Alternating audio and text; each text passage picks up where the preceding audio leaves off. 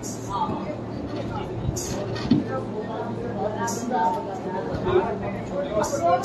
सतगुरुदेव भगवान की जय। तेरे चरणाच मेरी अरदास दाता, तेरे चरणाच मेरी अरदास दाता, कि हर पल बरदा रहे मेरा विश्वास दाता है। तेरे चरणाच मेरी अरदास दाता, तेरे चरणाच मेरी अरदास दाता, हर पल बनिया रहे मेरा विश्वास दाता है।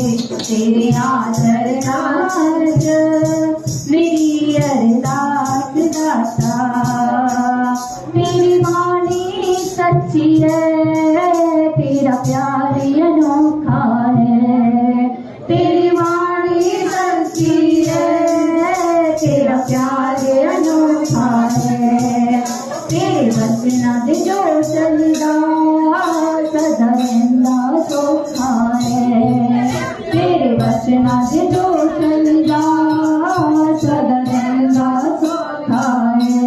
सुपने विच भी ना, सुपने विच भी ना डोलते रात दाता, तेरे चरणाच मेरी अरदास दाता, तेरे चरणाच मेरी अरदास दाता। उतराइयां चढ़ाइयां कई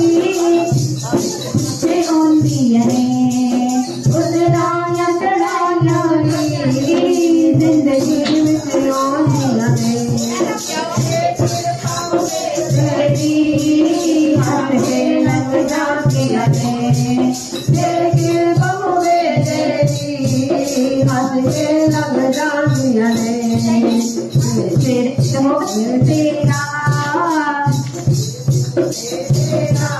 सरताज दाता है। तेरे चरणाच मेरी अरदास दाता, तेरे चरणाच मेरी अरदास दाता, कि हर पल बनिया रहे मेरा विश्वास दाता है। तेरे चरणाच मेरी अरदास दाता। इस दाती ने दाता जी एक कर्म कमा लेना, इस दाती ने दाता जी एक कर्म कमा लेना। ओ मैनू अपना बना लेना, चरना विच ला लेना, मैनू अपना बना लेना, चरना विच ला लेना। मैं तेरी हो जावा, मैं तेरी हो जावा, मिटे यमराज दाता है। तेरे चरणाच मेरी अरदास दाता, तेरे चरणाच मेरी अरदास दाता, कि हर पल बनिया रहे मेरा विश्वास दाता, कि हर पल बनिया रहे मेरा विश्वास दाता है। तेरे चरणाच मेरी अरदास दाता, तेरे चरणाच मेरी अरदास दाता। भगवान की जय। सतगुरुदेव भगवान की जय।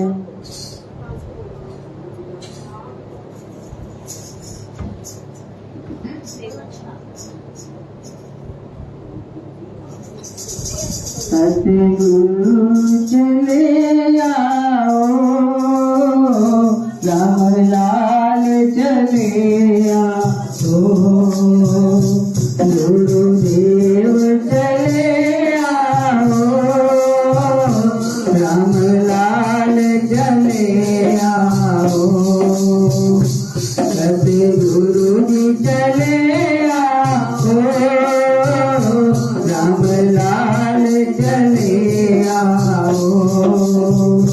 मुल्क राज चले आओ, देवी जाल चले आओ, मुल्क राज चले आओ, देवी जाल चले आओ। सातों में बसे हो तुम, इस दिल में धड़कते हो, सातों में बसे हो तुम, इस दिल में धड़कते हो। कुछ ऐसा करो प्रभु जी, सांसों में बस जाओ, कुछ ऐसा करो मुझे, सांसों में बस जाओ। मुल्क राज चले आओ, देवी जाल चले आओ, गुरुदेव चले आओ, रामलाल चले आओ, देवी जाल चले आओ, सतगुरु चले आओ। एक शरत जमाने से इस दिल ने लगाई है, एक शरत जमाने से इस दिल ने लगाई है। तुम भक्त के प्रभु जी, आकर के बतलाओ, तुम भक्त के प्रभु जी, इतना तो ये बतलाओ। मुल्क राज चले आओ, देवी जाल चले आओ, रामलाल चले आओ, मुल्क राज चले आओ, देवी जाल चले आओ, सतगुरु जी चले आओ। तेरा दर्शन पाने को मेरे नैन तरसते हैं, तेरा दर्शन पाने को मेरे नैन तरसते हैं। इस पल भी चैन नहीं, दिन रैन बरसते हैं, उनके पल भी चैन नहीं, दिन रैन बरसते हैं।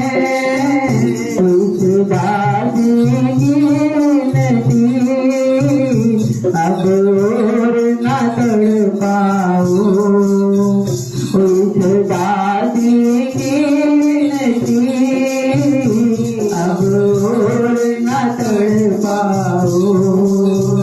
गुरुदेव चले आओ, रामलाल चले आओ, मुल्क राज चले आओ, देवी जाल चले आओ, मुल्क राज चले आओ, देवी जाल चले आओ।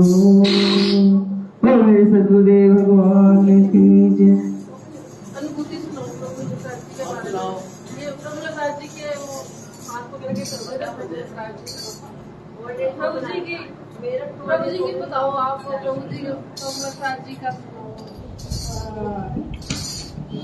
स्वामी जी का स्वामी जी का नहीं बोला। ये मूंगा देवी है ना, मूंगा देवी की मौसी मूंगा देवी इनकी मौसी थी। मूंगा देवी मूंगा देवी हाँ वो उनकी बहन, उनकी छोटी बहन थी मूंगा देवी की। आप सुनो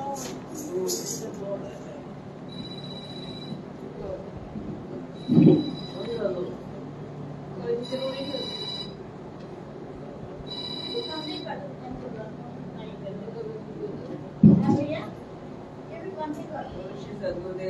हाय की जय। ये चांदपुर की घटना है। एक बार किसी की मृत्यु हो गई थी, तो वहाँ पर प्रभु जी, एक गुलाबो देवी नाम की महिला थी, उनका स्वरूप उन पर आया हुआ था और वो समाधि में थी। तो जिन व्यक्ति की मृत्यु हुई थी, तो उसी में एक जो भक्त थे प्रभु जी के, चंडी प्रसाद जी, वो गए हुए थे। तो उनको वो जो कोई दुष्ट आत्मा थी, तो उनकी छाती पर छाले पड़ गए थे। तो ये देखा गया कि गुलाबो देवी जी की छाती पर वो छाले पड़े हुए थे। मतलब प्रभु जी विराजमान थे, चूंकि वो सब था। फिर खैर वो ठीक हो गए थे। तो गुलाबो देवी जी जो महिला थी, वो हमारी मौसी जी के पास में अक्सर आया करती और ये प्रभु जी की ही गुणगान करती थी। हम उस समय बहुत छोटे थे, बहुत छोटे। उस समय प्रभु जी जा चुके थे, प्रभु रामलाल जी, उस समय स्वामी मुलकराज जी महाराज, उसके वो भी शायद चले गए थे, तो देवदयाल जी महाराज। तो उनकी घटनाएं अक्सर चांदपुर में होती रहती थी इस तरह। तो अक्सर घटनाएं उनकी वहाँ चांदपुर में कुछ ना कुछ होती रहती थी और ये सारी दोस्ती हमारे घर पर होती थी। हम वहीं पर पढ़ते थे। तो मौसी जी से, दोनों मौसी जी ये सारी बातें करती थी, तो हम भी सुनते थे उनकी बातों को और बड़ा आनंद आता था। और हमारी भी इच्छा होती थी कि हमने प्रभु जी के दर्शन तो नहीं किए थे शैशवी, पर इच्छा होती थी कि हम भी करें। वो तो उस टाइम की थी ना, उन्होंने तो दर्शन कर रखे थे, गुलाबो देवी जी ने और मूंगा देवी जी ने, अमरावती जी ने और मेरी मदर ने, इन्होंने सबने प्रभु जी के दर्शन कर रखे थे। उसके बाद में बस हमको भी बराबर प्रेम होने लगा इसी तरह से। हम एक बार कनखल गए, वहाँ प्रभु जी का वो हो गया था, प्रोग्राम हो रहा था। उनको दे दीजिए, बोल आपको दे दीजिए। तो वहाँ मैं छोटी सी थी उस समय, तो स्वामी जी उस समय प्रवचन कर रहे थे। तो उन्होंने कहा, वो प्रवचन कर रहे थे, पर मुझे उनका प्रवचन अच्छा नहीं लग रहा था। मुझे तो मैं करीब 3 वर्ष की ही हो, तो मुझे उनके हार जो है वो बहुत पसंद था। जो हार गले में पहने हुए थे, मैं इस बात पर मचल गई कि मुझे तो यही हार चाहिए। मेरी मदर ने बहुत ज्यादा कहा, तुम कुछ और ले लो, वो चलो कोई बात नहीं। और स्वामी जी मुझे देख रहे कि ये बच्ची रो रही है, और मेरी मदर मुझे चुप करा रही थी। मैं कह रोते रोते उन्होंने तो मेरी बात मानी नहीं कि स्वामी जी का हाथ मुझे दिलवात नहीं, तो मैं रोते रोते सो गई। फिर जब प्रवचन खत्म हो गया, तो स्वामी जी मेरे पास में आए और उन्होंने कहा कि ये बच्ची, स्वामी मुलकराज, तो उन्होंने कहा कि ये क्यों रो रही थी, और ये तो हमारी बच्ची है, और ये क्या कर रही थी। तो बोले, ये स्वामी जी आपका हार मांग रही थी, तो तू क्यों नहीं आई। बहुत ज्यादा उन्होंने कहा, तूने क्यों नहीं दिलवाया। और उन्होंने अपना हाथ मेरे गले में, और उसके बाद में मैं उन्हीं की उंगली पकड़े पकड़े घूमती रहती थी। जब भी जितने दिन भी मेरी मदर रहती थी कनखल में, हम उस सब में जाते थे, यहाँ भी आते थे, हर जगह जाते थे। तो वो मैं उनका ही हाथ पकड़े रहती थी। उसके बाद में चले गए, फिर महाराज जी आए, तो महाराज जी से भी उतना ही प्रेम और संबंध रहा, बहुत ही ज्यादा। मतलब ऐसा महसूस हुआ कि स्वामी जी नहीं है या महाराज जी हैं। तो यहाँ ब्रजघाट में भी हम काफी दिन के लिए आते थे और नई नई अनुभूतियां होती थी। यहाँ पे एक बार उस वाले कमरे, जब ये नहीं बना था, तो उधर की तरफ कमरा था, तो वहां पर एक दिन सब लोग बैठे हुए थे। तब तक हम दीक्षित नहीं थे, उस समय में होंगी 7th 8th में होगी। तो आए हुए थे हम अपनी मदर के, और चिची वगैरह आती थी, मूंगा मौसी थी, अमला मौसी थी, तो हम बैठे हुए थे सुबह के समय, ध्यान में बैठे थे सब। तो उस दिन महाराज जी के मन में होगा उनको दीक्षित करने का, हमें तो पता नहीं था कि क्या करेंगे।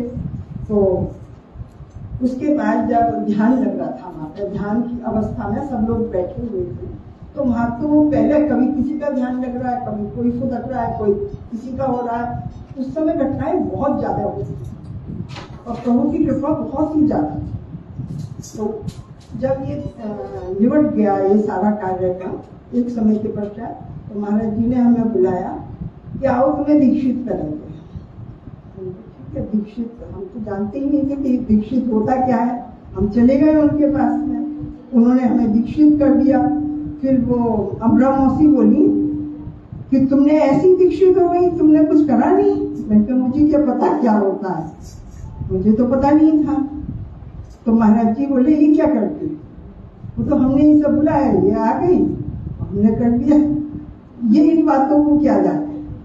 तो बड़ी बड़ी घटनाएं बहुत ज्यादा हुआ करती थी उस समय, और प्रभु जी की कृपा बहुत ज्यादा थी। उस समय मेरी छोटी बहन थी, उसको 3 दिन की समाधि लगी थी यही पर, और उसमें तीनों स्वरूप आते थे। फिर हम अपने घर चले गए थे हसनपुर, मेरे फादर वहीं पे रहते थे हम लोग। तो उसको वहां पर भी 3 दिन की फिर लग गई समाधि। उसमें तीनों स्वरूप आए हुए थे, तो हमको ये पता लगता था कि कौन आए हुए हैं इनके ऊपर। कभी प्रभु जी आते थे उसके, कभी स्वामी जी आते थे, कभी महाराज जी। उस समय सिर्फ महाराज जी थे और उनकी ही कृपा अपार थी। और वो ऐसा हो जाती थी कि वो हमको भी, हमने बहुत ज्यादा कहा कि हम तो जाना चाहते हैं वहाँ पर, देखना चाहते हैं। तो खैर बड़ी विनती के बाद में हमें उन्होंने कोई स्थान दिखलाया। वो स्थान के विषय में मैं आपको नहीं बता पाऊंगी। तो बहुत ही दिव्य चीज है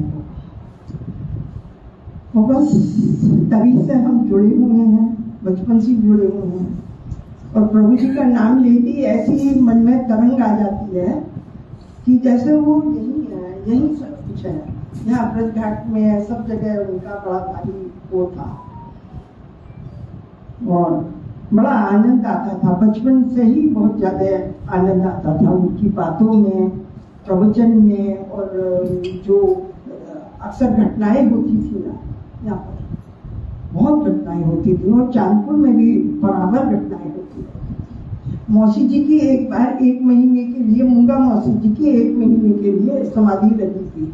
उस समय हमें नहीं पता, हम तो बहुत ही छोटे होंगे। उनके बहुत लोग आते थे वहां पर उनको देखने के लिए, करने के लिए। तो वो जो कुछ बोलती थी, वो जनवरी के महीने में एक जो नहीं धोती में नहीं, वो रजाई का फूल होता है ना, रेशम का कवर, उसमें आंगन में इतनी गर्मी और इतना तेज था उनके चेहरे पर, मौसी जी के।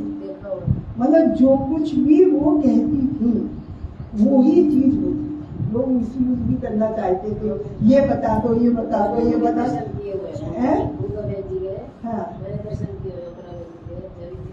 हाँ, जावित्री बहन जी भी, गुलाबो देवी जी, ये सारी सहेलियां थी यहाँ पर। हाँ, वो कभी भी नहीं, कभी हंसती भी, कभी रोती थी, हर समय 24 घंटे में। उन्हें यही नहीं पता था कब क्या खाना है, कितना खाना है, यही नहीं पता था। हाँ, बड़ी सुंदर सी। हाँ, तो उनका यही वो रहता था। हम तो उनकी चीजों को बस देखते रहते थे। घटनाएं और भी बहुत ज्यादा हैं उनकी। हाँ,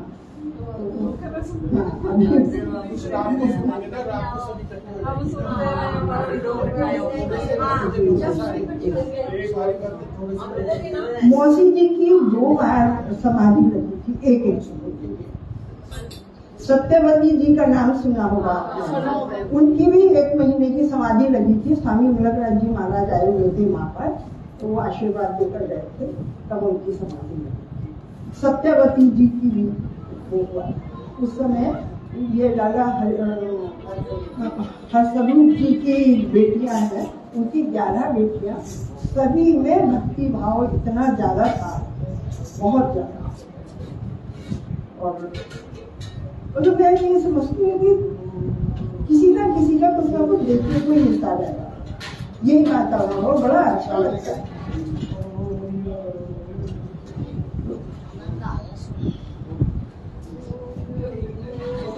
और जैसे जैसे याद आएगा बताऊंगी।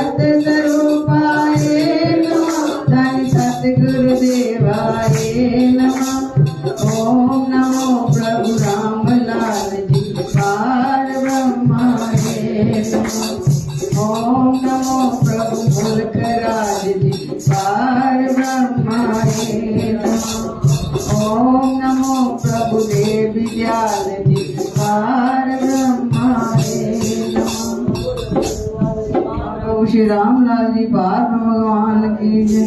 अनाथनाथ महादानी परम योगेश्वर मुखेश्वर भगवान की जय। योग योगेश्वर देवी दयाल महाराज जी। सिर्फ 10 मिनट के लिए बैठ जाए सभी, सिर्फ 10 मिनट, 2:10 आज बहुत ही शुभ दिन है, मेरे को बहुत ही भागा वाला दिन है। जो चंडीगढ़ से दुआ साहब आए, अमरावती जी आए हैं, टीचर जी आए हैं, और उनका नाम अजय आया है, और हरिओम जी आ रहे हैं। आपका शुभ नाम उपेंद्र जी आए हैं। हमें पावन धाम में आप सभी का बहुत तहे दिल से स्वागत करते हैं। और प्रभु जी की, और ये लोग कोई भगत तो 28 साल बाद आए हैं, कोई 24 साल बाद आए हैं, और एक भगत तो ऐसा है जिसकी माता जी बचपन से आती थी यहाँ। अब आप जिनकी माता जी, अजय की माता जी कुमारपन से ही दरबार में आती रही, वो कहते मैं कभी आया ही नहीं, पहली बार आ रहा हूँ। ये सब प्रभु जी बुलाने वाले हैं। कहते हैं कि जिन्हों सतगुरु आप बुलांदे बीच चैन आंदा, वो 55 धरते आंदा, तो सब समझो मेरा नहीं। तो मैं चाहूंगी दुआ साहब आप कुछ महाराज जी का अनुभूति तो बताए। इसकी वॉल्यूम कम करो, वॉल्यूम कम करो। आपको पता है कोई नहीं बोला आप समझ लो इस चीज को, ऑपरेट करा करो, वॉल्यूम कम कर दो हल्का सा। उधर से है क्या? इधर से बल्लू कर रहा है। हल्का सा कम करो, और कम करो। वॉल्यूम लिखा उसमें, बस तो थोड़ा सा चंडीगढ़ 30 सेक्टर से दीपचंद जी, भूपिंदर जी, अजय मनीमाजा से, अग्रवाल मनीमाजा से 2 मिनट अपना थोड़ा एक्सपीरियंस बताओ। आप सभी हमारे बहुत अन्य बहुत पुराने बच्चे हैं।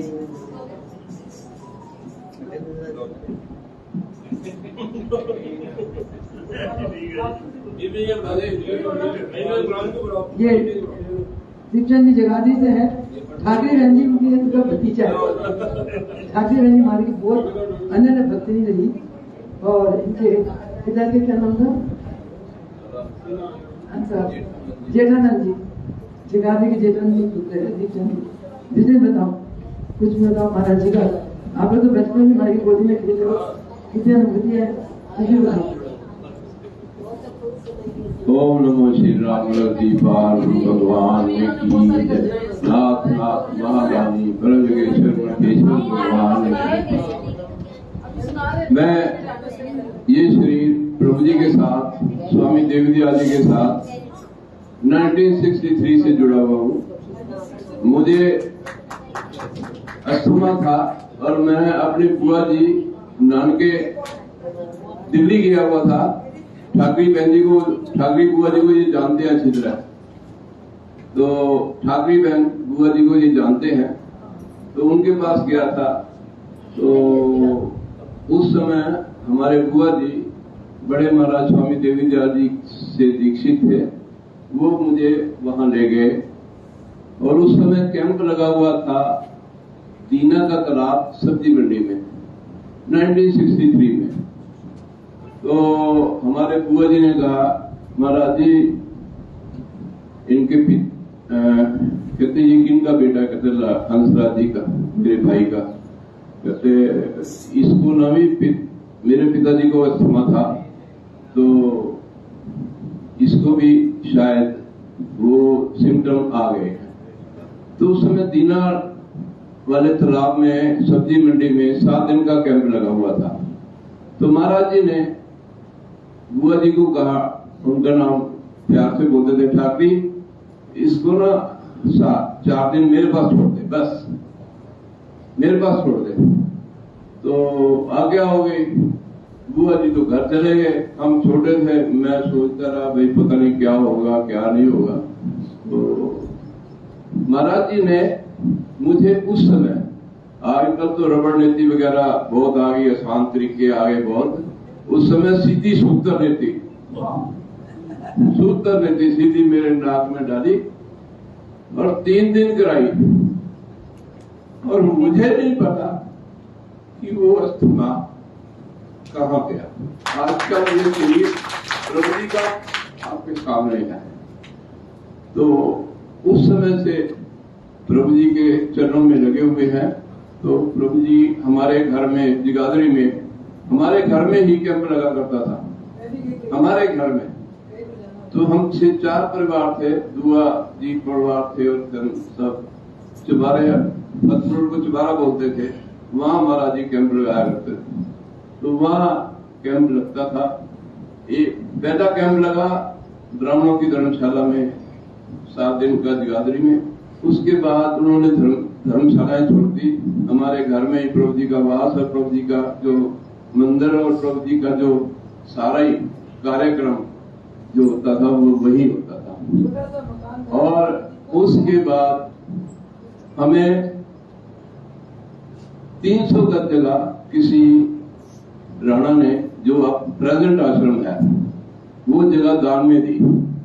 तो स्वामी देवदयाल जी ने कहा, उस समय प्रभु जी ने कहा कि ये जगह छोटी पड़ेगी। तो हमारे पास पैसे तो थे नहीं, तो 300 गज की जगह और लेके 1 रुपए गज, 1 रुपए गज 310 गज और ली। तो वो आज तक 610 गज में वो आश्रम बना हुआ है। और उस समय कोई भी, हमारे पास पैसे का, किसी के पास भी पैसे नहीं थे। पैसों की तो बात क्या, तो एक बार की घटना मैं सुनाता हूँ बस वैसे। उसके बाद सीमेंट के पैसे नहीं, रेते के पैसे नहीं, तो किसी ने कहा महाराज जी एक केरी आती है वहां यमुनानगर में, केरी निकलती है काली, और किसी ने उनको बोल दिया, महाराज जी को फार्मूला दे दिया, इसमें केरी में चूना मिलाओ, सीमेंट से भी बढ़िया काम करेगा। तो उसकी चार दीवारी उस केरी और चूने की बनी हुई है, सीमेंट की नहीं बनी हुई। और महाराज हमारे पास पैसे न होने की वजह से हम तो सारे बच्चे 4-5 थे जो सुबह तो स्कूल जाते थे, दोपहर तक एक मजदूर के पैसे बचाने के लिए महाराज जी खुद उस रात को ईंटें देते थे, और जब हम आ जाते थे तब महाराज जी रोटी खाते थे। इतनी तपस्या उनकी उस आश्रम में बनवाने में लगी हुई है, तो उसमें इतना तप और इतनी वो चीज है जो कहीं नहीं। अब तो कार्य के प्रति ये तो समर्पित उस समय ये जो वो ऐसा आश्रम बनता बना होता वो अब कहाँ पहुंच गया, और ऐसे ही है। तो ऐसी घटनाएं हैं छोटी मोटी जो समय की है। बात है कि महाराज जी भोजन कर रहे थे और शकुंतला माली की भोजन में जब भोजन के बाद हम लोग आम काट के रखते थे तो माली आम की गिटर चूस रहे थे। गिटर बहुत पसंद करते थे, गिटर चूस कर दे देना, बड़ा प्रसाद बन जाना। तो भोजन कर रहे थे, आम चूस ही रहे थे, इतने में खबर आई शकुंतला के घर से कि तुम्हारी बड़ी बहन को जो सविता है वाली उसका अटैक पड़ गया, घर बुलाया। शकुंतला कहते मैं नहीं जाती, बहन महाराज अपने संभालेंगे, मैं भोजन करा दूं महाराज जी को, मैं नहीं जाती। कहीं नहीं, महाराज के काम में पड़ गया बात। ऐसे थे, ऐसा कर ये आम ले जा, सविता को खिला दे। भगत आम ले गए, आम लेते ही दिल का दौरा ठीक हो गया। इसलिए गुरु के साथ है तो आगे घर के पास वह महाराज जी ईंटें ढूंढने की सेवा करते थे, ये भी ढूंढने लगे। महाराज ने फरमाया कि अरे सविता फिर मुझे अटैक पड़ा था सुबह, ईंटें ढूंढ रही है। कहते महाराज जी मैं चेक कर रही हूँ, मैं बाकी ठीक हूँ। अटैक पड़ेगा तो आपके सामने ही पड़ेगा, आपके सामने करूंगी। देखते भाई मेरा दिल पूरा पक्का है कि नहीं, ईंटें ढो रही है, कुछ नहीं हुआ आज तक उसको ये घटना तो मेरे सामने की बात। हमारे बीच में पुराण आए हैं महाराज जी के अन्य बहुत छोटेपन से ये जगह में सेवारत है, वहाँ जल क्रिया का इंचार्ज है। इतना सुंदर इससे सेटिंग करके आप कभी जाओ, कमाल का। सौंफ का दूध अलग, मोटी इलायची का अलग, छोटी इलायची का अलग, मिलाटी का अलग। मेरे जाते कहना बहन जी आपको कौन सा दूध चाहिए, ये कितने प्रकार का दूध है, सारे गिना दिए 5-6। मैं कहता तो बहुत सेवा, मतलब बचपन में शादी के कुछ भी नहीं थे।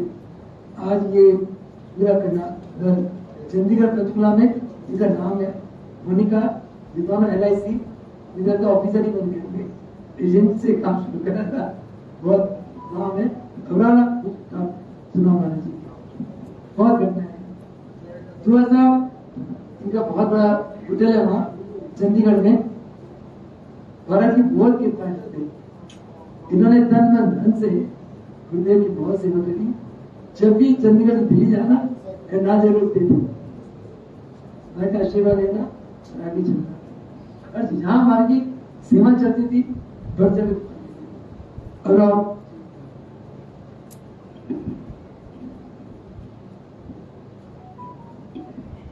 सदगुरु भगवान की महाराज जी के चरणों में बैठी फ्री में मैं जुड़ा था, और गांधी जी ने दीक्षा मेरे को दिलाया, और बहन जी ने मेरे को, शशि बहन जी ने प्रेरणा दी कि ब्रिजघाट में कार्यक्रम है हमारा आध्यात्मिक, तो आपको वहां जाना पड़ेगा। अगर आपके पास टाइम है। 10th मैंने की थी, मैंने कहा चलते हैं जी। थैला उठाया और मैं, संदीप मेरे साथ था और वासुदेव जी की बिटिया थी, वो मेरे साथ थी।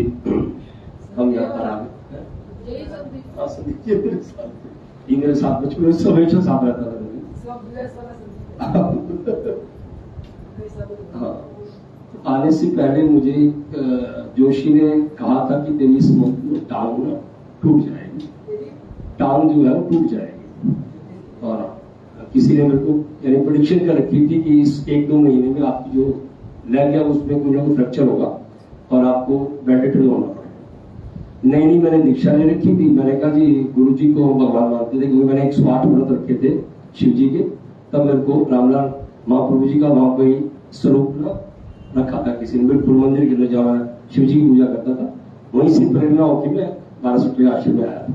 उस स्वरूप को देख के 100 ईयर हुए थे जो वहां एक बार फंक्शन रखा था 12 आश्रम, स्वरूप से मैं आया था। रामलाल महाप्रभु का जो स्वरूप था शिवलिंग के पास को लगा गया था। मेरे जब 108 व्रत पूरे होने वाले थे तब मैं आ गया था। जब मैं यहाँ पर आया तो मेरे व्रत अभी चल रहे थे, नई दीक्षा नहीं थी। पंडित से मैंने मांगा था मेरे को भगवान मिल जाए और भगवान के दर्शन हो जाए। पंडित ले गया, गांधी ने कहा भगवान यही है। मैंने कहा ठीक है जी। हमने दीक्षा भी ले लिया, वहां भी गए। मन में हर एक के शंका होती भगवान है या नहीं है। पंडित ने क्या रखा था कि टांग टूटेगी, बच्चे तो जो मर्जी कर रहे। मैंने कहा ठीक है, मुझे टूटने देखी जाएगी। यहाँ पर आए महाराज जी, हमें दिन में कई बार पीछे पेड़ थे बहुत बड़े बड़े, हम उसको आराम से काटते रहते थे और कच्चा था सारा पीछे से। तो महाराज जी ने कहा कि गारे की ना पीछे भी जो दीवार है उसको बनाते हैं। तो गारे के पीछे जो बैक वाली दीवार है वो रखते थे, आराम से बना के शाम को उसकी ठीक करते थे। दिल्ली के भगत थे, मेरी ड्यूटी थी कि शाम को ना उसको पानी आपने देना ऊपर, पाइप लगा के मैं स्टूल पे रख के पानी देना था। बाकी भगत भी थे। मेरे में ऐसा प्रणय एकदम देने में मन में सोचा दीवार टूट जाएगी और एकदम ऐसा लगा एक आंधी आई। लगभग 24-25 फुट लंबी दीवार है और 8-10 फुट चौड़ी, वो सारी की सारी खुल सब क्यों एकदम गिरी उसी समय जैसे मन में विचार आया। सबसे ऊपर मैं था हाइट पे, तो दीवार बिल्कुल भी मेरी घाट में पहले आते थे तो चप्पल को मुझे कुछ मिलता नहीं था, सब जगह मांझना पड़ता था। मुझे चिंता नहीं, लगा चप्पल को मोटी टुकड़े देखो, ईंटें यहाँ तक गिरी पड़ी, उसकी चिंता नहीं थी। लेकिन चिंता ये कि यहाँ पर बाद में अगर चप्पल को मुंह कुछ हुए क्या होगा। महाराज जी आए अंदर ध्यान में थे, मरेंगे क्या मरेगा, ऐसे दीवार भी मरेगा, जितने बंदे सबको चेक करो खाली। कहते सारे आ गया, रोल अंदर गिरा पड़े। कहते चलो लड्डू को भराओ फटाफट। मैंने आशीर्वाद दिया, कुछ मैंने हमारे कुछ ही थोड़ा सा यानी हमने पजामा पहन रखा है, 2 कट लग गया। मैंने कहा हल्दी वाला दूध पिला दो, सब ऊपर गिरती, यहाँ तक गिरती, हाँ इनके गिरती। लेकिन ऐसी कृपा थी, कोई दिक्कत नहीं हुई। मैंने आराम से ईंटें उठाई, महाराज जी ने दूध पिलाया, हल्दी वाला खिलाई दी। मैंने पूछा कोई दिक्कत मैंने कर ली। रात को गुरु जी के प्रवचन थे कि आज कोई किसी का बहुत बड़ा संकट था, जो खुशहाल रूप से सबको बांट दिया। और ऐसी कृपा थी गुरु जी की कि मेरे को कुछ नहीं हुआ। और सिर्फ पैर के अंदर हल्के से 1-2 कट से थे, 1-2 अपना मेरे को चप्पल पहनने में दिक्कत थी। दोबारा फिर मैं जोशी के पास गया तो मैंने उसको बोला, मैंने कहा भाई बता भी तुम्हारा टांग टूटे। कहता कोई ऐसी शक्ति है तुम्हारे पास गुरु जी की, जो पहाड़ जो आपका बिल्कुल उसमें आएगी। फिर उसके बाद हमारा काम स्पेयर पार्ट का काम पंजाब से ना सामान लेके आते थे और चंडीगढ़ आके बेचते थे। तो कर्फ्यू लग जाता था जब पंजाब में ना, रात को हालात बड़े खराब थे। मेरा छोटा अपना मेरा जो अपना बड़ा मामा उससे बीच वाला मामा मेरे से जाया करता था। मारुति में हम दोनों गए लुधियाने, स्पेयर पार्ट की हमने गाड़ी पूरी अपनी भरी और जब आने लगे तो उन्होंने रोक दिया कि रात को कर्फ्यू लग जाएगा, 6-7 बज गया, अब यहाँ रुक जाओ, नहीं तो कोई भी वारदात हो सकती है। अच्छा मैंने दीक्षा रखी, मैं कुछ नहीं था, भगवान हमारे साथ में चिंता लगा चलते। उसने भी कहा भी चल पड़ते। खाना खाया हमने 7-15-20 हुए, जैसे निकले आगे चौक पे पहुंचे, हमें बंदों ने घेर लिया। AK-47 हमारे ऊपर सबके ऊपर। हाँ मैं आपको बता रहा हूँ, छोटा था। अच्छा मैंने नाम सिर्फ लिया हुआ था, मैंने कहा कुछ नहीं होगा तो गाड़ी भगा। उसके विचार में भी ऐसे आया, बंदी मामा मेरा साथ था, उसने गाड़ी मारुति भगाई। हमारे से स्कूटर भी थे, बस गर्ल्स थी ना, उसकी रेंज बहुत ना ज्यादा नहीं होती, AK-47 की, वो हमारे पीछे लग गई। लगभग 40 किलोमीटर हम भागते रहे, बंदूकें हमारे उनके साथ थी, हम आगे भागते गए। हमारे पास मारुति थी, उनके पास स्कूटर था, रेंज कम से उनसे थोड़ा आगे पीछे रहे। रात को हम जब पहुंचे चंडीगढ़, नींद नहीं आई, सूर्य नहा के फटाफट इसमें मरे आए थे। मैंने जाके मथा टेका, मैंने जाते कान पकड़ी, बड़े आपको बचा लिया, आगे से आपको बचाना है। यानी ऐसी घटनाएं होती थी सोच भी नहीं सकता। और वो हर घटना में बताता है कि जिसको तू मानता नहीं है वही भगवान, जिसको तू पहचानता नहीं वही भगवान। तो महाराज जी के चरणों में अगर आप सच्चे मन से आ रहे हो, कोई ऐसी कामना नहीं, कोई ऐसी दिक्कत नहीं, कोई ऐसी रुकावट नहीं। मैंने प्रण किया था कि गुरु जी कृपा से एक ऑफिस बन जाए, घर बन जाए, महाराज जी सब कुछ बना दिया। सिर्फ आपके भाव अच्छे हो, महाराज जी किसी को इतना बख्श देते आप सोच भी नहीं सकते। आप सारी जिंदगी लगे रहो, बहुत कुछ जिंदगी में ऊपर नीचे हर किसी के आता है, बस आप गुरु पे विश्वास रखो और मंदिर में आओ, किसी की चुगली ना करो, किसी का भेदभाव मत करो, किसी से ज्यादा ना कोई गलत को, ना किसी को गलत सुनो। कोई बोल रहा है तो उससे दूर रहना, कोशिश करो जिस काम से आए वो करो, मत्था टेको, अपना आराम से भक्ति भाव करो, आपका नहीं मन लगता आसपास चले, प्रभु आपके ऊपर इतनी कृपा करेंगे। और महाराज जी तो दीदी को तो मैंने बचपन से देखा, महाराज जी कई बार इतना मार देते थे। एक बार यहीं बारह तेरी में बैठे होते, एक बच्चे प्रसाद ना दे रहे थे बार बार, तो शशि जी ने उनको कहीं मना कर दिया, डांट दिया, अपना गुरु पढ़ते मुन्नी के बच्चों को मना कर दिया। और शशि जी नाराज होकर उठ के चल गए, मेरे को पब्लिक के अंदर पढ़वा दिया। फिर महाराज जी ने जाकर उनको समझाया कि बच्चे जो है भगवान का रूप, ये इनको तो पता ही नहीं क्या कर रहे, तो ये जो भी है इनको प्यार। दीदी को तो हमने देखो बचपन से, जब से हम आए गुरु चरणों से रुके हैं, शशि बहन जी हुए, जयंती बहन जी, तो हमेशा ही प्यार दिया सब लोगों को। तो हम लोग जितना आपस में जुड़ेंगे, प्यार करेंगे, गुरु जी का आशीर्वाद सबको मिले। सदगुरु भगवान की ना मुझे घटना याद है, बहुत स्टार्टिंग की बात है, 72 में मैंने दीक्षा ली और 73 की बात है।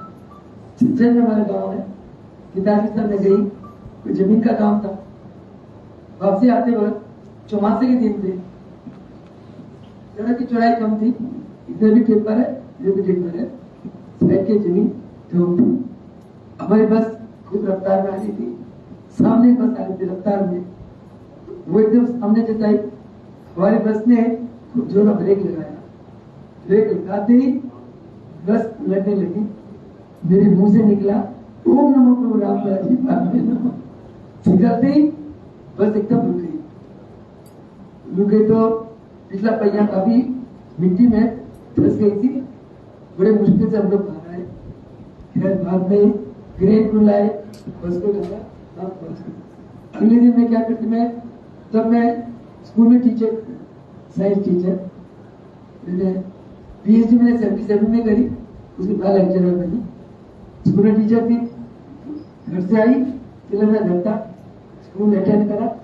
स्कूल के बाद मैं रिसर्च करने कम जाती थी, तो मैं ज्यादा आती थी, मैं फटाफट में कहा यूनिवर्सिटी नहीं जाती, मैं के पास जाती हूँ। गई तो देखा माता जी के हाथ में ऐसे ना वो लगा हुआ है, पट्टी बन गई है। फिर जाते ही राइट हैंड में मुझे कहते पट्टी खोल, बोली मैंने। फिर के थोड़ा परेशानी आई, मेरे गुरु को ये क्या क्या होगा, कहते जा पत्थर का पत्ता लेके आ, ये आई शिकायत कर इसको, मतलब नीचे वाला साइड में, ऊपर वाले साइड में दर्द का तेल लगाई, बांधी मैंने पट्टी। तो बड़े डरते डरते पूछा महाराज जी क्या हो गया, होना क्या था। फिर बस उलट रही थी, प्रभु जी ने रोक दिया, प्रभु जी ने मेरे को छोड़ दी, फिर बस रोक दी। कहते प्रभु जी ने सोचा मुन्नी नई नई चेली बनी है, चेली बन गई, सिरप्पा बढ़ गया तो इसकी श्रद्धा टूटेगी। तो आंखों में आंसू आ गए, मेरे गुरु इतने दयालु कमाल के शब्द मिले। जो बरेली में कैंप लगा 86 में 89 में द्वारा जी ले गए मेरे को, वहां अंजू मिली, अंजू के मामा उनको हार्ट प्रॉब्लम थी। रुड़की में जब कैंप लगा तो भाई ने मेरी ड्यूटी लगा रखी थी, विपिन चावला, जिन्हें चावला को कंधों के आसन बताने, प्राणायाम कराना है, जो हमारे भोजन बनाती है वो चावला को खिलाना है। कैंप के दौरान ही उनके हार्ट की ब्लॉकेज ठीक हो गई, श्रद्धालु बन गए। उन्होंने बोला महाराज जी बरेली दर्शन दो, दया के सागर कृपा कर दी, बरेली गए। ये मिली मेरे को, ये देखी कि ये लड़की जो है ना अब पहले सेवा करेंगे, कहने कि मैं भी कोई सेवा करूं। मैंने तुमको क्या सेवा की है? जो कहो मैं परोठी बना रही थी महाराज जी की, ये परोठी तो क्या बनाएंगी, मैं तुम ना परोठी सर्व करो, जाके ना गिलाई तोड़ना, निकल का पंखा झेलना, बाकी अपना ले लेंगे। इसको तो एजेंसी लग गई। फिर और सेवा बताओ। मैं कहा महाराज जी के कपड़े धो, कपड़े धोना नहीं आता मेरे को, प्रेस कर दूंगी, चल मैं धोती तुम प्रेस कर। वहां ना देखिए भगत ने भजन गाया, कुछ नहीं इस दुनिया तो बिगाड़ के। चलो वहां के बाद फिर इसको लगन लग गई, फिर ब्रिजघाट आई। उसके बाद क्या इसी लगन लगी, पहले ना ये राधा स्वामी मानती थी, इसलिए मामा ने कहा गुरु जी आए हैं, चलो जब मैं नहीं जाती किसी गुरु को, मैं तो राधा स्वामी को मानती हूँ, वही जाऊंगी। फिर वो ना योग सिखाते हैं, जाओ तो सही। तो पहली नजरों में जैसे मैंने नजर डाली, बस कुछ हो गया, इसको करंट लग गई। फिर जी चिट्ठी लिखे, कार्ड, पोस्ट कार्ड, जो भी वैराग की बातें, प्रेम की बातें, ब्रिजघाट में आना होगा। तो आपके बाद जब हाजी भेजने लगे तो रोती चली गई, खूब रोई, मुड़ के फिर आ गए। मैंने कहा इसको जोर से गुस्सा करा, इसकी बहन ने सब चौरा सी लड़की वगैरह। उसके बाद की लगन लग गई, लटक लग गई। आगे घटना एक आध बताएंगे। बोलिए सतगुरुदेव भगवान की। उसके बाद जब महाराज जी जो पहली बार बरेली आए तो उसके बाद प्रभु जी ने ऐसी लगन लगाई, बस तो महाराज जी की सिवा कुछ नजर ही नहीं आता था। अब मन में यही लगे जैसे दमयंती दी सेवा करती है, भाग भाग के ना रात को होश, न दिन की होश, न खाने की न पीने की। यही सेवा प्रभु जी कृपा करे मुझे भी मिल जाए, मेरी जिंदगी भी इस तरह से प्रभु जी की सेवा में लग जाए, इस तरह के भाव मेरे अंदर आने लगे कि सेवा मैंने सेवा ही करनी है। और ये प्रभु जी की इसी सेवा में स्कूल में टीचर थी, मैं बीएड टीचर थी। मैंने सेवा वाले मार्ग को अपनाना है, इसलिए रोज मेरे अंदर यही भाव उठते हैं। इन दिनों में मैं ब्रिजघाट का यही अपना जून का कैंप लगा था महाराज जी का, तो हमारा मैं उस कैंप में अपने मामा जी के साथ आई यहाँ पर। तो महाराज जी विराजमान थे, गद्दी के ऊपर आसन लगा हुआ था, बहुत सारे भगत बैठे हुए थे। तो महाराज जी ने दमयंती से कहा जयंती हो चल श्लोक सुना। तो उन्होंने श्लोक सुनाने शुरू करे। उस टाइम मैं छोटी थी, मतलब 20 साल की थी, मुझे संस्कृत के श्लोक नहीं आते, निर्माण मोहा वाले श्लोक सुनाया। फिर इसके बाद उन्होंने कुछ और श्लोक सुनाया, संस्कृत के श्लोक सुना रहे थे। ये कैसी है, ये नई श्लोक सुना रहे हैं, लोग बैठे हुए जिसको संस्कृत आती नहीं है, ये अपने श्लोक गाए जा रहे हैं। अरे भाई ऐसी चीज आनी चाहिए ना जो लोगों को समझ में, तो असमझ में तो आए। जैसे मेरे अंदर ये भाव आया तो महाराज जी कहते हैं जयंती हो ऐसे श्लोक जो बच्चों को समझ में आए। तो ये श्लोक ये शाम में विद्या ज्ञानम न शीलम, तो वो आसान से भजन श्लोक गाना शुरू कर दिए। फिर हमारे थोड़ी देर बाद जयंती हो जब भजन सुना, तो जैसे मैंने भजन की लिखा ये तेलुगु का भजन शुरू हो गई। क्या अजीब बात है, कभी तो अजीब संस्कृत श्लोक सुना दिए, अपने ही भाषा में उन्होंने भजन गाना शुरू कर दिए। कुछ समझ नहीं आ रहा है यहाँ की हो क्या है। तो हमारे दिन फिर हो गया, वो कहते अरे भाई भजन ऐसे गाओ जो बच्चों को समझ में आया करते। तो मैंने फिर दूसरा भजन गाया। उसके बाद महाराज जी बैठे हुआ, मेरे मन के अंदर विचार चल रहा है कि मैं घर में रहूं कि आश्रम में रह के सेवा करूं, घर छोड़ दूं कि आश्रम। हमारे अंदर बहुत सारे विचारों में बढ़ता चल रहा है मेरे अंदर। और मैं प्रभु जी के स्वरूप को देखी जा रही हूँ महाराज जी को। मैंने कहा महाराज जी आप ही मुझे बताओ कि मैं घर पे रहूं कि आश्रम, घर छोड़ के हमेशा के लिए आश्रम आ जाऊं, सेवा करूं। ऐसे विचार चल रहे हैं मेरे अंदर। तो कहा कि भगत भजन गा रहे थे, महाराज ने कहा बोला भजन सुनाओ, इस दुनिया तो कुछ खटनाई। जैसा भजन सुना है, इस दुनिया तो कुछ खटनाई, इस दर्द आके वे, इस दिल में प्यारे सतगुरु की तस्वीर बसा के वे, मिट्टी बिच मिलके दाने नो जिंदगी मिल जाती है, तो दाने वांगू हस्ती नो एक बार मिटा के वे, ओदा दे डाटा कोमल है मेहरा बिच आ जाएगा, प्यार दे अथरू अखियां तो एक बार बहा के वे, बिगड़ी किस्मत बन जाती है सतगुरु दे द्वारे थे, तो गुरु चरणा की धूली नो मत्थे दे लाके में। बस उसके बाद मुझे लगा कि महाराज जी मेरे प्रश्न का जवाब दे दिया। आप तो मुझे आश्रम की लाइफ में बस यही जिंदगी बितानी है। संकल्प करके अपने आंखों से आंसू बह जा रहे हैं। मैं सोच रही हूँ कि अब तो मैंने घर जाना ही नहीं है। तो ये सोचकर प्रोग्राम खत्म हो गया, महाराज जी अपने कमरे में चले गए। तो मेरे साथ मेरी बहनें भी थी, कजिन्स थी, तो चलो महाराज जी के दर्शन करके आते हैं। आगे तो बोले तो पहले आया करती थी, वो आगे थी, मैं भी पीछे थी। जैसे मैंने मथा टेका तो मैंने एक रात से पढ़वाया है, 100 के अंदर शर्मी की थी मेरा घर वाली, ज्यादा मुझे याद है। एक थप्पड़ मारा और वो थप्पड़ खाएगा, आ जाओ आगे, तो सब भाग गए। मैंने कहा मैं चली गई अंदर ही, मैंने चरण पकड़ कर और मैं रोई गई पूरे आंसू से चरण पीट गया महाराज जी के, छोड़ा ही नहीं सर मैंने। कहते हैं छोड़ मुझे, मैंने छोड़ा ही नहीं।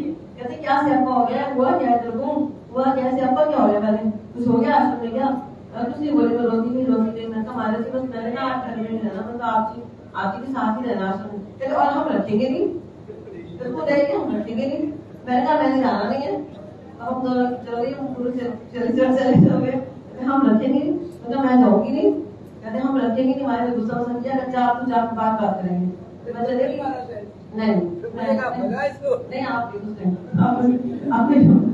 तो फिर मैं छोटा वाला मंदिर था ना, उस कमरे के अंदर माँ में दिमाग साथ बैठी हुई, कोई इंसान मंदिर में रोने लगी जाके, मालूम तो लगते ही नहीं है।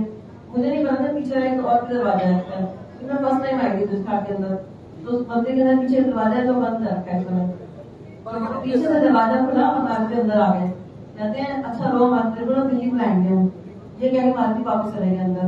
उसके बाद फिर रात को मतलब जब मैं बरेली चली गई तो मुझे आपको सपना आया महाराज जी का कि हमारे इधर एक आश्रम है, कोई वहाँ एक बेरी का पेड़ है, तो महाराज जी बैठे हुए हैं सफेद रंग के, मैंने कुर्ता पजामा पहना और हमारे खूब मुस्कुरा रहे हैं। मुझे कहते हैं अच्छा आप तो आश्रम आना चाहती है सेवा करने के लिए, आजा, फिर आने वाले को कौन रोकता है। इतना शर्माए सपने में गए और ठीक एक मतलब 6 महीने या साल की बात ऐसी घटना घटित हुई कि फिर मैं रोजी के चरणों में दिल्ली आश्रम पहुंच गई। जब दिल्ली पहुंची तो महाराज जी की डिट्टो वही बर्ड और महाराज जी बिल्कुल बेली की पेड़ के नीचे बैठे हुए थे। तो महाराज कहते हैं आने वाले को कौन रख सकता है, रोक सकता है, आना है तो आजा आश्रम में। उसके बाद बस गुरु जी की ऐसी कृपा बनी कि मैं घर गई नहीं वापस। 94 की बात है, आश्रम में रहने लगी। सामने की बात है वो, आप बड़ा रो रहे थे, डेरी के नीचे बैठे फिर महाराज जी ने उसके बाद चरणों में अपनी सेवा में रखी और आपके सामने ये सब कुछ फिर मैंने आशीर्वाद दिया। हमारे बेद पेड़ के नीचे बैठे, बेद के नीचे, और मैं रसोई में बर्तन मांग रही थी। तो मोहन सेठ की लड़की आगी तो भागी पर यही कहती है जब देखो रसोई में बर्तन ही मांगती रहती है और काम ही नहीं है इसको, बस बर्तन मांगने की सिवा। अजय महाराज जी गले बैठे होता बैठ मांगती हूँ, मथा टेका, कुछ प्रवचन सुनेंगे, सुना जाके। तो मैं बर्तन छोड़ के माई के पास चली गई। तो माई ने फिर मेरा हाथ देखा, दोनों हाथ देखे, माई कहते हैं तेरी योग की रेखा तो बहुत बढ़िया है, मदद सी रेखा लंबी जा रही है, योग में लंबी जाएगी तू। फिर माई ने मुझे 2 बेल की, एक हाथ में रखा, छाप के मोटा था उसी मुट्ठी में दूसरा बेल रखा, कहते जा ले जा, आज तक तेरे को आशीर्वाद देते हैं, तुम्हारी मशीनरी में फिट हो जाएगी। और उसके बाद तो रोजी अपने चरणों में ले गया। इसके बाद फिर मैंने बहुत लंबी, उसके बाद महाराज ने फिर एक दिन कमरे में विराजमान थे, कोई निराशा दिवाली का दिन था, उसे सारे भक्तों की सेवा में लगी थी, भक्तों की काफी भगत आ रहे थे, महाराज ने वो भक्तों की सेवा में भेज रखा था। तो महाराज जी अपने कमरे, छोटे से कमरे में विराजमान थे और महाराज जी बिल्कुल ऐसे जैसे विष्णु स्वरूप होता है ना, आंखें महाराज जी के ऊपर अद्भुत आंखें। और मैंने आधे घंटे का प्रवचन किया मुझे। और सारे प्रवचन में महाराज जी ने यही समझाया कि जो त्याग है ना, त्याग का सुख बहुत, त्याग करने में कष्ट तो होता है, पर त्याग का जो फल है उस सुख की प्राप्ति होता है। महाराज ने कर्माबाई की कथा सुनाई, शबरी की कथा सुनाई और भी कई सारी कथाएं सुनाई कि शबरी के विवाह की तैयारियां हो रही थी, बहुत सारे बकरे बंधे हुए थे। तो शबरी बाहर निकली, उसने कहा ये बकरे किसके मंगाए गए हैं, माँ से पूछा। तो माँ ने कहा बेटा तेरी शादी पर बकरे कटेंगे, इनकी दावत देनी है हमने। तो शबरी ने सोचा अरे जिसकी शुरुआत की थी हत्या है, उसका अंत क्या होगा।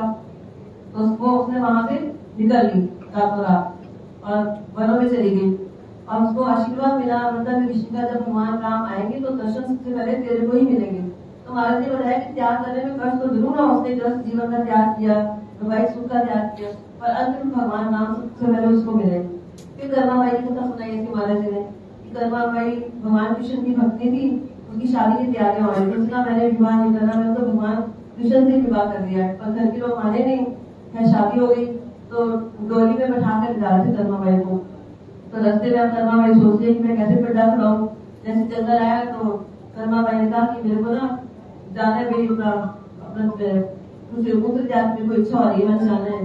तो पहाड़ों में जो काफी पहाड़ के नीचे कर्माबाई को जो उतार दिया। कर्माबाई पैदल जंगल में जा रही है, सोची जा रही है मैं कैसे भगवान को मिलूं, कैसे प्राप्त करूं। तो एक दिन उनको एक ऊँट बना हुआ दिखाई दिया, बिल्कुल गला हुआ ऊँट, जिसके शरीर में कीड़े पड़े हुए थे, दुर्गंध आ रही थी। तो कर्मा भाई ने अपने गहने उतार के सारे बिखेर दिए और उनके पीछे जाके छुप गई। जब घंटा 1.5 घंटा बीता तो देखा जिन्होंने पालतू खाने वाले तो आई नहीं कर्मा भाई, ढूंढने के लिए गए तो वहां तक पहुंचे जब ऊपर भरा हुआ था, वहां देखा तो कीड़े चल रहे हैं उनके अंदर, यहाँ नई नवेली दुल्हन यहाँ क्यों आएगी। तो वहां से छुप के देख रही थी, वहां से वो लोग वापस लौट गए, जो जानवर शायद को मार के खा गया, उनकी गहने पड़े हुए हैं। वापस चले गए, उसने देखा कि सारे वापस चले गए, तो भगवान कृष्ण की से भक्ति करी और भगवान कृष्ण का उसको प्रेम बिना दर्शन हुए। तो महाराज जी ने मतलब पूरे प्रवचनों में मुझे आधा घंटा ये समझाया कि जो गृहस्थ जीवन में त्याग करके आपने ब्रह्मचर्य लाइफ का ही देना है अपना, फिर मैंने कहा आपके लिए ही जीवन है। अगले दिन महाराज जी विराजमान थे वेद के नीचे, मोहन सेठ की लड़की वहां बैठी हुई थी आशी। तो महाराज मैं भी थी, मेरे बारे में मैं अकेली थी और तो मोहन सेठ की जब लड़की बैठी थी सेठ जी की क्या नाम है आशी और मैं दोनों थे। तो महाराज ने उसको पूरा प्रवचन 10 लाइन के ऊपर किया, महाप्रभु रामलाल ने विवाह किया, केशव भगवान ने किया, देखो हमने किया, हमारी 3 संतानें हैं, आपको विवाह करना चाहिए, गृहस्थ लाइफ से मतलब कोई लाइफ नहीं है, गृहस्थ में रहकर जो सेवा करना सबसे महान होता है। तो प्रवचन क्या आशुष के बाद चलेगी, उसके बाद हमारा ध्यान पड़े, कहते अब हमारी अंजना सोच रही होगी मुझे तो ब्रह्मचर्य लाइफ का उपदेश दे दिया, इसको गृहस्थ लाइफ का दे दिया। कहते बेटा तेरी दवाई तो कौड़ी वाली थी, उसकी दवाई मिट्टी वाली है, हर की दवाई अलग अलग होती है, तेरे को हमने इस लाइफ में लाना तेरे लिए उपदेश है, उसको हमने गृहस्थ जीवन में लेकर जाना उसका उपदेश दिया। इसलिए महाराज ने योग उपदेश किया। अच्छा जब अपने महाराज जी प्रवचन करना तो अपने करना तो सीमा अपनी गंभीर है रसोई में थी, तो ये थोड़ी देर के अंदर आई तो हमारे होगा ऐसा लगे मैं बाहर जाऊँ कमरे के अंदर, फिर बाहर चली गई। जब प्रवचन खत्म हुआ मैं रसोई में गई, फिर बहुत सी लाइव मेरे ऊपर कहते हाँ एक अर्चना दीदी आ गई प्रवचन सुनने के लिए, इसको प्रवचन सुनाएंगे महाराज जी, हमें तो सुनाते ही नहीं है, हमारी बातें रसोई में चल रही है। जैसे ही कमरे के अंदर गई ना महाराज जी, मैं सिमी हो या तो बहुत छोटी है, जब बड़ी हो जाएगी सब बड़ी बड़ी बातें करेंगे बहुत सारी महाराज की बातें हैं। तो मैंने लाइफ में बहुत कृपाएं करी, हमारे हमने एक करोड़ में 3-2 रुपये दिखाए, और कभी शरीर कष्ट आया वो महाराज ने ठीक कर दिया, पेट का दर्द हुआ गुलाब जामुन खिला के ठीक कर दिया, स्किन में प्रॉब्लम आई तो दुपट्टा लेके ठीक कर दिया। महाराज जी का दर्श, हमारे का स्पर्श, हमारे का प्रसाद, महाराज जी हर चीज अनुभव थी, मतलब कोई तोड़ नहीं, वो जवाब नहीं था महाराज जी का, साक्षात पर ब्रह्म परमेश्वर महाराज जी। तो हम सबको चाहिए कि ऐसे महान आत्मा, ऐसे महान पुरुष भगवान के रूप में मिले रामलाल मुखिया देवी जी, हम हर वक्त इनकी याद करें, इनकी सत्ता में रहें, इनकी ध्यान में रहें। वो श्री सद्गुरुदेव भगवान की बात है छोटी बात याद आती है। जब 72 में बाकी ज्वाइन हुई तो पता नहीं महाराज ने क्या देखा, क्या वो 73-4 में मेरे मन में एकदम ऐसा संकल्प आया कि मैंने फैमिली लाइफ में जाना, सेवा में अपना जीवन को देना है। तो उधर घर में बहुत कसर चल रही थी, शादी करनी, लड़का देख रही है, मेरे मन में अंदर था ही नहीं बिल्कुल। 72-75 में माइंड एकदम चेंज हो गया। तो ऐसे कसर चल रहा था, मैंने कहा महाराज जी घर में बहुत लड़ाई होती है, मेरे 10 भाई बहन, 2 माता पिता, महाराज ने एक तरफ एक तरफ क्या करूं, कहते तेरी क्या इच्छा है, महाराज मेरी इच्छा तो सेवा में गुजर जाए, मुझे तो इसी में आनंद है, उधर कोई मेरी इच्छा नहीं है। कहते ठीक है, मैं आशीर्वाद है, तू कुछ मत दे तुझको फिर क्या तू देगी, मेहनत कर ले, पर वही होगा जो तू चाहेगी, कृपा होगी। फिर माँ एक दिन भगवान के चरणों में प्रार्थना लेकर, माँ बोल नहीं पाई, मथुरा जी का बचा दिया, मैंने आशीर्वाद किया। माँ को कहते हैं कि भाई इस बच्चे को ना संसार के आगे मत डाल। माँ तो गुरु जी क्या कह रहे हैं, बच्चे को संसार के आगे मत डाल, ये प्रभु जी की बच्ची है, ये तो तेरे घर में बेटी बन के आई है, तो प्रभु जी की सेवा के लिए। तब मेरे मन में था ही नहीं, मैंने सोचा चलो और 1-2 साल बाद पीएचडी हो जाएगी, उसके बाद शादी शुरू हो जाएगी, ग्रुप भी करूंगी, शादी भी करूंगी। इसके पहले महाराज जी ने दोनों बात चल रही थी, मैंने भी जब पूछा कि तेरा संकल्प क्या है, टारगेट क्या है, मैंने महाराज जी शादी भी करूंगी, योग भी करूंगी, योगी भी बनूंगी, गृहस्थ में भी रहूंगी, तेरे नाम 2 काम नहीं हो सकता, एक म्यान में तो परिवार नहीं आ सकते। जब पूरा ड्यूटी बनाओ, क्या फिर धीरज में जाओ जो करते रहो। फिर मन में सोचा कि नहीं ये लाइन ठीक है। इधर माँ को एक बात कहती ये तो प्रभु जी के चले थे, तब मैं समझी नहीं थी। माँ ने पिता को बहुत समझाया। उसके बाद जब टाइम निकल गया, मैं 30 साल की हो गई, बात खत्म हो गई शादी की, फिर मुझे समझ आई अब प्रभु जी की कृपा हो गई, ऐसे ही चली। सच्ची बताऊं मैं आज 75 चल रहा है, 74 पूरा हो गया। मुझे लगता ही नहीं कि मैं इतनी बड़ी हूँ, इतनी बूढ़ी हूँ। शीशे में देखो अच्छा मैं बूढ़ी हूँ क्या, लगता ही नहीं है। आत्मा ऐसा लगता है कि जैसे बच्चे का आत्मा हो, मन भी बच्चे का, कोई टेंशन नहीं, कोई फिक्र नहीं, कुछ नहीं, नो प्रॉब्लम किसी प्रकार की भी। अभी भी जैसे यहाँ जैसे वही कार्यक्रम चल रहा है जो हमारे टाइम चलता था। सुबह 5 बजे हम के छोटे मंदिर में चले जाते थे और वहाँ आरती होती थी। शाम के टाइम यहाँ होती थी आरती। हम क्या करते हैं कि वहाँ तो महाराज आरती करते थे, हम क्या करते सुबह 5 सवा 5 आ जाते, वहाँ ध्यान में बैठते। 6:30 बजे आरती शुरू होती है, 7 बजे यहाँ जाते हैं, फिर यहाँ आरती करते हैं, फिर 7:15 7:20 तक आरती होती है। 10 मिनट गुरु गीता पढ़ते हैं, 7:30 तक गुरु गीता होगी। फिर 10 मिनट को समझाती हूँ ध्यान कैसे लगाते हैं, ध्यान रखने का तरीका क्या है, ध्यान में हम लोग कैसे ऊंचाई तक पहुँच सकते हैं। वो कार्यक्रम चलता है आधा घंटा। उसके बाद 8 10 सवा 8 तक प्राणायाम कराते हैं। 8:15 बजे तक ध्यान सेशन खत्म, 8:45 से 8:15 आधा घंटा सब भले बैठते हैं।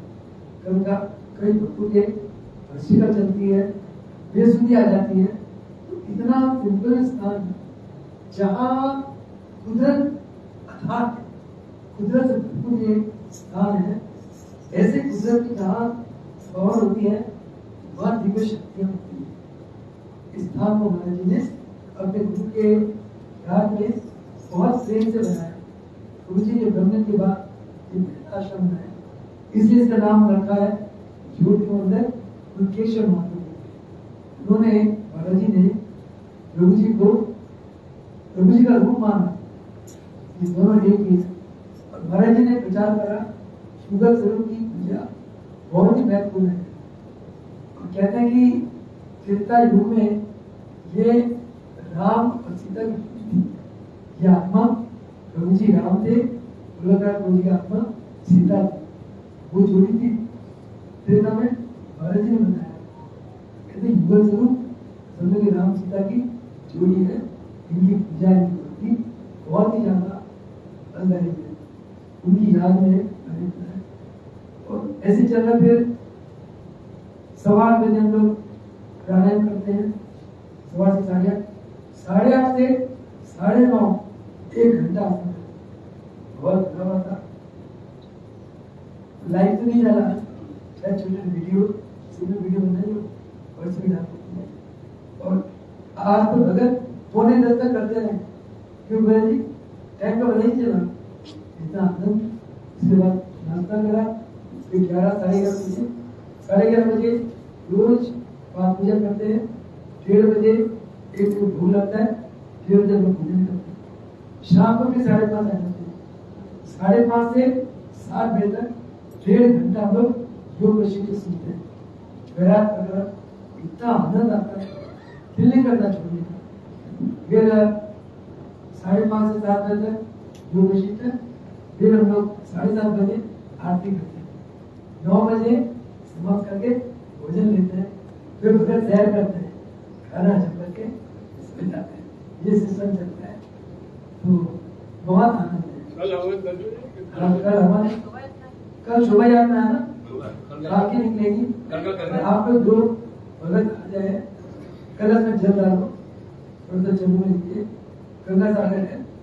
कल हम लोग पालकी निकालेंगे, कल करेंगे कुछ कर 9:30 बजे हवन कर ले, पहले हवन करते हैं। 9:30 से 10 बजे तक हवन करके 10 से 12 2 घंटे कलश लेके जाएंगे और नौका में बैठते हैं। नौका बैठ के कलश को बीच गंगा जी के गा देते हैं, प्रणाम करके फिर कीर्तन करके आते हैं। यहाँ का नजारा अभी भी है। या टैक्सी या कार नहीं है, या फिर रोजी काफी बंदे में रोजी का दर भगत पूरा बनते हैं, ये चलता है। तो बिल्कुल देसी काम है, सिंपल नेचुरल चीज है। जहाँ नेचुरली है वही ईश्वरी शक्ति जाती है। शहरों में जहाँ आर्टिफिशियल की है वहाँ कुदरत की शक्ति प्रकट में कम होती है। ऐसे स्थानों में प्लानिंग यही है कि जैसे ये रोजी कृपा करे, इसको पूरा विस्तार करना है। कम से कम 25 से 30 रूम्स बनाने हैं अटैच बाथरूम, ताकि सब आनंद मिले। संकल्प ऐसा कि भाई वर्ल्ड लेवल में एक देखने वाला आश्रम करेंगे। इसको लिखेंगे आध्यात्मिक योग केंद्र। अब तो देवीलाल महाराज ज्ञान योग है, देवीलाल महाराज जी के नाम पे बना दिए। हाँ, उन्हीं के नाम में जो भी आप लोग होंगे, ये विश्व स्तर पर ध्यान योग केंद्र। भगत आएंगे, बैठेंगे, ध्यान हो जाएगा। आज जैसे मैंने बहुत बोला, 1 घंटा खींच के आसन है, सिंपल आसन है, लोग खींचा, उसके बाद ध्यान में बैठाया 10 मिनट, सबका ध्यान बन गया। फिर 10 मिनट बाद देखा हम खुल के सब मस्त है, अपने में डूब गए। अपने आप को अपने में डुबो देना यही योग। इसके लिए सिंपल बात है, मन को शून्य में ले जाओ, प्राणों में जाप करो। प्राणों में जाप करते इतना आनंद आता है। मन क्या करता है, जहाँ आनंद मिलता है वही करता है। संसार का आनंद आसान है, मन फटाफट संसार का आनंद लेता है, कर्म बंधन करता रहता है। अंदर का आनंद थोड़ा मुश्किल है। गुरु की कृपा होने से, ऐसे स्थान में आने से अंदर का आनंद शुरू हो जाता है।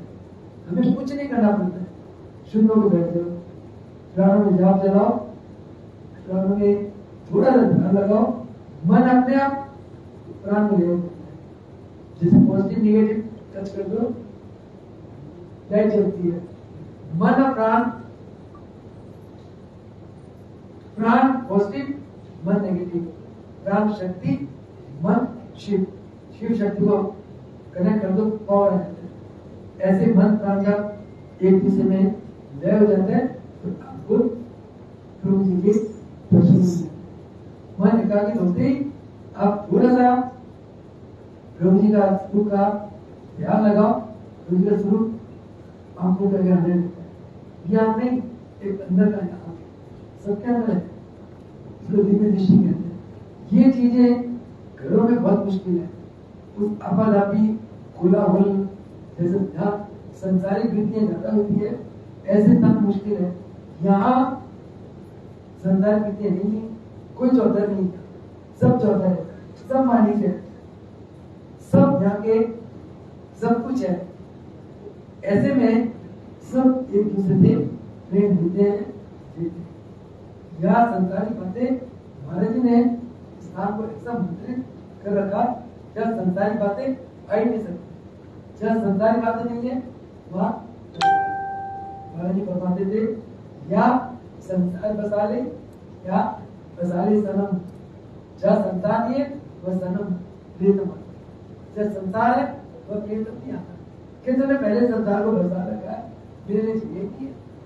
तुम्हारे ड्राइंग में मेरी सीट ही नहीं है, फिर संसार को बैठा रखा है, अपने ड्राइंग में संसार को हटा दो, मैं अंदर बैठा कहा संसार नहीं। इतना ही क्या बताऊं इस स्थान की महिमा। कहते हैं सब पर्वत सही करो, घोर समुद्र में जाए, धरती का कागज करो, मेरे प्यारे सतगुरु स्तुति।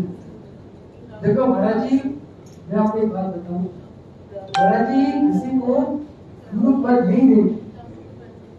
हमने जिसको भी बनाने की कोशिश की, हमारा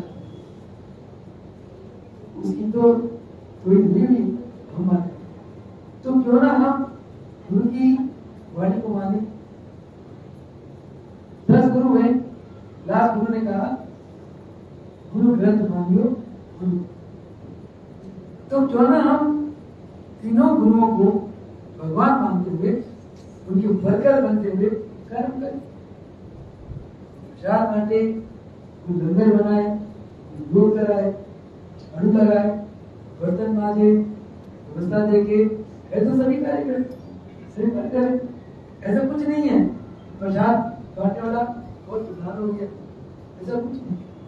बाकी आदर मान की सवाल है, आरती के समय हमें ये लेके चलना चाहिए क्योंकि हम सब बराबर है, सबके आत्मा उसी के आत्मा है, सबके आत्मा में बराबर पावर है।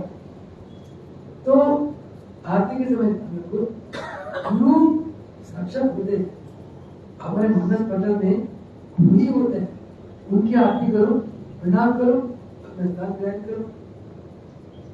महाराज तो गुरु थे, आरती पहले भागते चरण स्पर्श करके लेते थे, करते थे। अब तो वही गुरु है, वही प्रधान है। हम अगर उनके साथ में पावर को घटा लेंगे, उनकी पावर जो सत्ता हो रही थी कम हो जाएगी, उनके स्थान इसको बनते। हाँ, बड़ा है, आदरणीय है, मान करो, आरती के आगे पीछे चरण छुओ, आशीर्वाद लो। ये तो हमारे हिंदू में कस्टम है, छोटे बड़े को पैर छूता बड़ा आशीर्वाद होता है। आशीर्वाद बहुत मिलता है पूजा के समय, आरती के समय आशीर्वाद। ये मैसेज घर तक पहुंचा, क्योंकि अगर आप, मैं आपको फिर की बात बताता हूँ, एक में पैर छूने लगोगे ना, पीछे में ऐसे फंसेगा, वो तो गुरु है। सारे बहन जी के पैर छूते, बहन तो गुरु बन के बैठेगी। फालतू के बहन जी का नाम बंदा होना अच्छा होता है।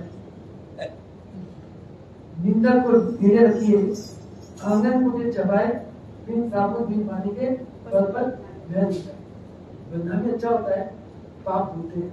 पर तो काय को ये बनना नहीं, किसी को ना लगे फलाना गुरु है कि सब बराबर, आगे पीछे छोड़ आशीर्वाद दो, जाते वक्त आशीर्वाद, आरती आशीर्वाद दो, कोई गलत चीज। आरती के समय चरण केवल गुरु के, मस्तक केवल गुरु को, उनके सिवा किसी और को मस्तक दोगे, गुरु हट जाएगा बीच में। ध्यान देना। बलदेव भगवान की जय, योगेश्वर भानु लाला जी की जय, योगेश्वर भगवान